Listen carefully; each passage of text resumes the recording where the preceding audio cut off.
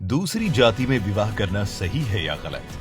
दोस्तों, अपने बच्चों की हर खुशी चाहने वाले उनके माता पिता उनकी दूसरी जाति में विवाह करने के खिलाफ क्यों रहते हैं? क्या कभी आपने अपने पेरेंट्स से ये बात पूछी है? क्या सिर्फ समाज के डर से वो ऐसा करते हैं या इसके पीछे कोई बड़ी वजह है? दरअसल सनातन धर्म के अनुसार ऐसा करना बिल्कुल भी सही नहीं है।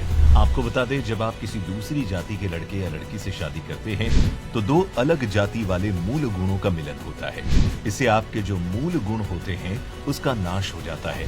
इतना ही नहीं, इससे भविष्य में आपके पूरे कुल का नाश होने का खतरा रहता है, क्योंकि इंटरकास्ट मैरिज से जो संतान होती है वो वर्ण संकर होती है और उससे पितरों और तर्पण का अधिकार नहीं होता है।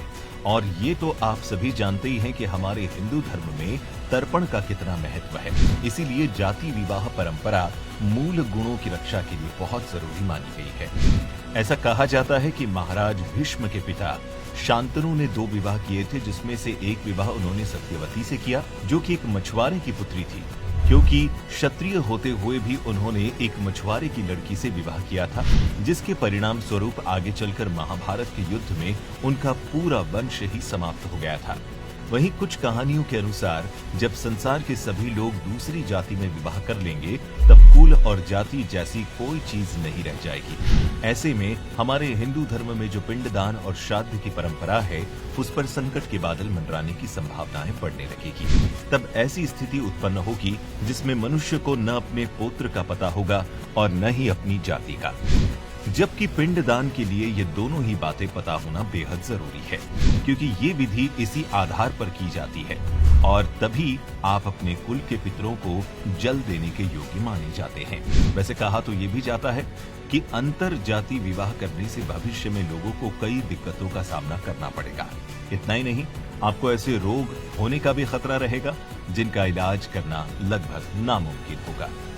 आप सोच रहे होंगे कि पुराने समय में तो स्वयंवर होते थे जिसमें हर तरह के राजा महाराजा हिस्सा लेते थे, तब जाति विवाह कैसे हो सकता है? बता दें, पहले के समय में लड़की को अपनी पसंद का लड़का चुनने का पूरा हक दिया जाता था और इसके चलते स्वयंवर भी आयोजित किए जाते थे, जैसे कि माता सीता और द्रौपदी का विवाह किया गया था।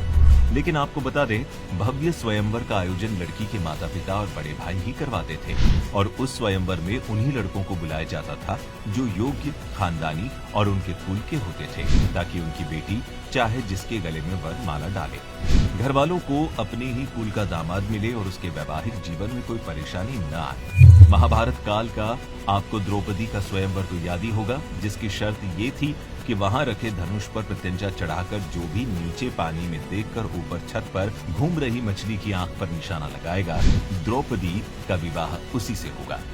तब उस स्वयंवर में दुर्योधन और पांडवों के साथ साथ कर्ण भी पहुंचा था। सभी योद्धा एक एक करके अपने पराक्रम को दिखा रहे थे, लेकिन जब कर्ण की बारी आई तो द्रौपदी ने अपने भाई धृष्टद्युम्न से कहकर उसे प्रतियोगिता से ही बाहर करवा दिया। उसका कहना था कि कर्ण एक सूत पुत्र है और वो किसी सूत से विवाह नहीं कर सकती। इसके बाद अर्जुन ने वो शर्त जीत कर द्रौपदी से विवाह किया था। इसका एक मतलब तो साफ है कि विवाह करने का तरीका चाहे जो रहा हो, वो सोच समझकर ही किए जाते थे। तो दोस्तों, इस पर आपकी क्या राय है? हमें कमेंट करके जरूर बताएं और अपने उन दोस्तों और संबंधियों के साथ ये वीडियो जरूर शेयर करें जो इस बारे में न जानते हो।